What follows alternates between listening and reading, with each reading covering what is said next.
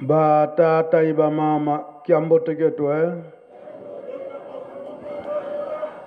awe tukolele beto mpe tuletezi onkombo ya tata ya mwana pe tata Molimo Santo tolandi mate na biso na kat na ndako nzambe ndenge bauti kote ya biso wana nde bile na biso ya bomoi bapesi biso yango nde kobatela biso moi mobimba pe makambo nyonso oyo lingomba abongisi biso nyonso tolandi malamu yango nde tokolanda pe kosalela tozali kolanda kaka malako ya tata Molimo Santo Papa Simon Kimbangu Kiangani yambo azoloba na biso ete totia mibeko liboso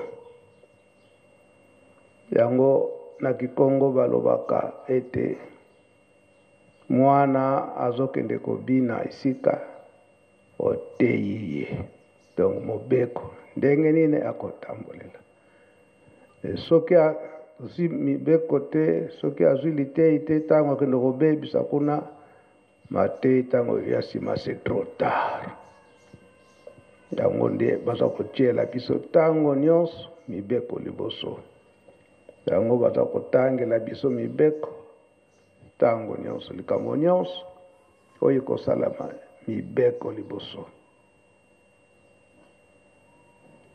pe misala ekoyaka ata na kompani okosala na kompani boye liboso mibeko kotambusa kompani kasi mibeko ezali boye nde ozwi makasi ya kosalela esoko okwisi mobeko mosali esili ezala ndenge baza koteya biso ete botongi Yelusalemi botongi Lingomba kasi liboso mibeko tokotonga Lingomba boye esika oyo kosalela nde boye wana mubeko te mubeko liboso ata kutu bazotinda biso kolona pe kobokola mais agronome azali akodirige biso eke awa tokosalela boye atosala wana mubeko te bazotiela biso liboso mibeko toza makasi na botongi surtout Yelusalemi lobi solo tozwaki programme ndenge nini botongi bandako awa na kati na Yelusalemi oyo tata Molimo Santo Papa Simon Kimbangu Kiangani azali kosalela maso batata batikalaki kobongisa yango tosomba bajip eske nyonso Papa Simon Kimbangu Kiangani ye muta kotambula nango te alipana bapaya na biso oyo tozali koyeba te tozali kotia ntango nyonso bamessage surtout message Papa Diangenda il y a le 2 décembre 1981 après inauguration ya temple ndenge nini bapaya bakokotela na Yelusalemi e bacondition nini ofo balale na yango 6 avril dans l'an 2026 elakisi ete bapaya wana biso tozoyeba te kalite nini bapaya wana bakoya kasi Lingomba tata Molimo Santo manso makotambolaka na molimo aza koyeba ndenge nini kalite nini bapaya wana bakoya eza boye te tozala bana na botosi mituka wana yango ekosalisa kosunga bapaya wana kokota na bango donc référence kaka na message Papa Diangenda kuntima utuzokotiaka ya le 2 décembre 1981 ndenge nini bapaya bakoyela biso awa, ndenge nini bakozala loge, ndenge nini bakozala véhicule tososola likambo wana ezali ya molimo. Mama pasteur auti kote ya biso likambo ya nkolo Yesu oyo abenganaka banganga nzambe oyo babebisaka na ntango wana na temple. Kasi papa Mfumu Mbanza papa Dialunga na kiangani alobi ete etikali kaka banganga nzambe te, kasi surtout biso ba jeune, surtout biso ba jeune lingomba bazokotyela biso mibeko kasi toza kotosa te. Yango ayebisaka biso likambo ndoto papa Mfumu Mbanza papa Dialunga na ye alotaka, aloti ndoto batu baza na mpasi. Likambo nini ekotisi bango na mpasi? Po bamitie koluka mbongo na nzela ya mabe. Tango baza koluka bambongo na nzela ya mabe, mbongo wana ekomisi bango na mpasi, donc na mpasi moko ya koleka. Kasi mutu aye boza na mpasi, boza na mpasi, aye na mutuka na ye, bokota na mutuka bino nyonso po ete nakende kotika bino esika oyo esengo ezali, mpasi ezali te.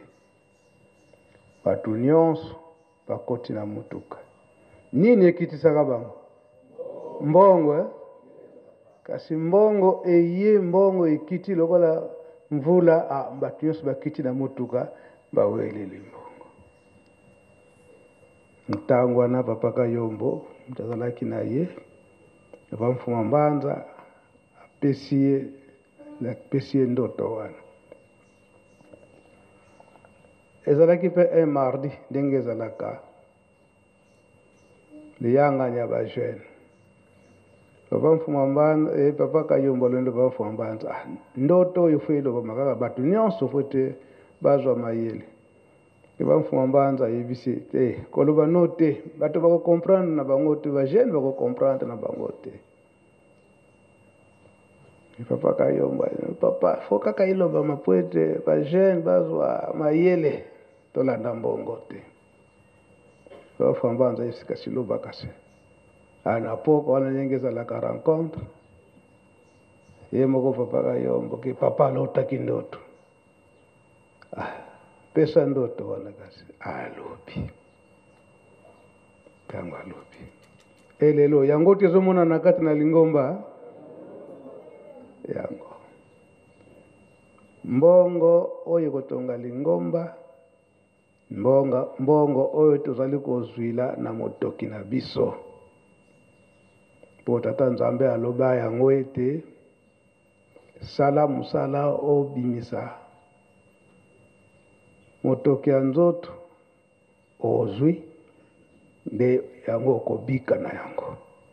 Kasi tango pe ozwi kobosana te 10%, donc 10 ya ye tata Nzambe yango nde kotonga lingomba.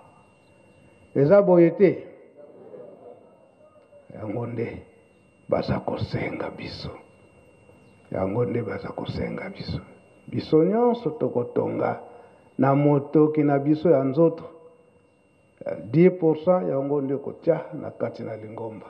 Soko moni peke ngai na bolingo nyonso na kopesa na nga plus epekisa mite Nzambe koboya te. Yango nde bazali kosenga biso. Oyo atekaka nkolo Yesu nani? Yuda na nini? Na mbongo nkolo Yesu papa Dialunga na alobeli yango eke mbongo yepe ayokobakisa eke mbongo mwanzi wa mambi. Zwa mbongo na oyo ozwili salela mbongo oyo ozwi na motoki na yo po tata Nzambe aloba yango baza koteya biso sika tokokota na ntitsani na biso ya mazutu oyo ezalaka ntongo nyonso po ete kokobikisa biso na mazutu ndenge kaka okokeli batata na bamama yango tomipesa mingi na mibeko ndenge tata molimo mosantu azokotinda biso na misala ebotongi mpe kolona mpe kobokola onkombo tata mwana mpe tata molimo mosantu amen.